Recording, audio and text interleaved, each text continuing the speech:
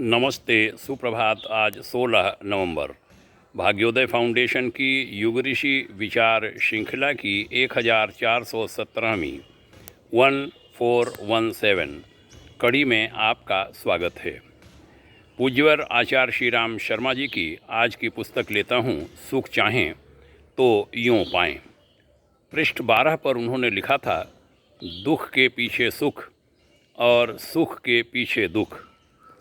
इस शीर्षक से कलम चलाते हुए पूज्य श्रेष्ठ ने कहा, सुख दुख के प्रति यदि मनुष्य का अपना दृष्टिकोण सम हो जाए तो उसके लिए चिंता, शोक, व्यग्रता तथा विकलता के सारे ही कारण समाप्त हो जाएं।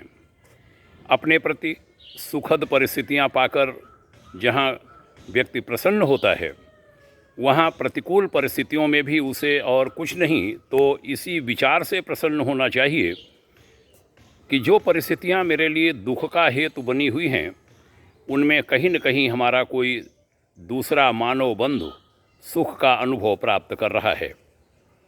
निसंदेह यह मनुष्य बहुत ही दयनीय होता है जो सुख में तो प्रसन्न और अप्रिय परिस्थिति में आंसू बहाता है।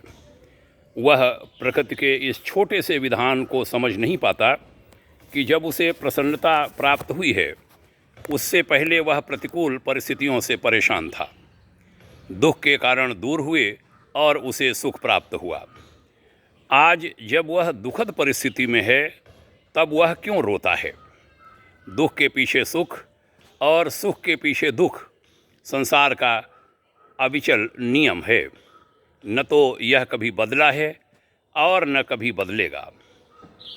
तब फिर इस द्वंद्वात्मक स्थिति को स्वीकार ही क्यों न लिया जाए। बड़ी से बड़ी आपत्ति और भयानक से भयानक दुख आने पर मनुष्य उससे अभिभूत रहता हुआ भी किसी न किसी समय क्षण भर को उसे भूल ही जाता है और एक शांतिपूर्ण स्वाभाविक अवस्था में आ जाता है। तब क्या कारण है कि शांति के एक क्षणिक समय को आगे नहीं बढ़ाया जा सकता? बहनों भाइयों, बहुत सुंदर यह लेखांश है हर व्यक्ति के काम का। बार बार सुने, अन्यों को भी सुनाएं। आपके उज्जवल भविष्य की भाग्योदय शुभाकांक्षा करता हूँ। ओम शांति।